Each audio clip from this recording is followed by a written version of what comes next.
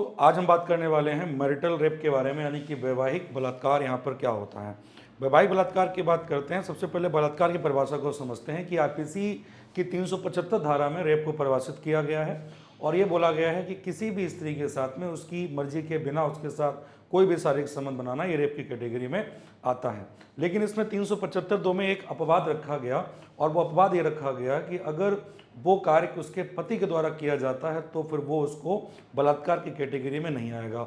हालांकि इसको लेके बहुत सारी पिटीशन दायर हुई हैं, बहुत सारे देश इसको एक रेप ही मानते हैं कि चाहे वो पति हो या कोई भी हो, पुरुष तो पुरुष होता है। लेकिन भारत ने 34 देशों के साथ में इसको रेप की कैटेगरी में नहीं डाला है और ये बोला है कि पति के द्वारा अगर ऐसा काम किया जाता है, भले ही उसकी मर्जी ना हो, लेकिन इसको रेप की कैटेगरी में नहीं डालते हैं। हालांकि अभी 2023 में कर्नाटक हाईकोर्ट ने एक फैसला सुनाया कि रेप तो रेप होता है, चाहे वो पति के द्वारा हो चाहे किसी के द्वारा हो। लेकिन हमारा जो कानून कहता है वो ये कहता है कि 18 वर्ष से अगर कम है तो इसको माना जाएगा, अगर नहीं है तो नहीं माना जाएगा। हालांकि भारतीय न्याय संहिता के सेक्शन 63 में भी यही सवाल उठता है।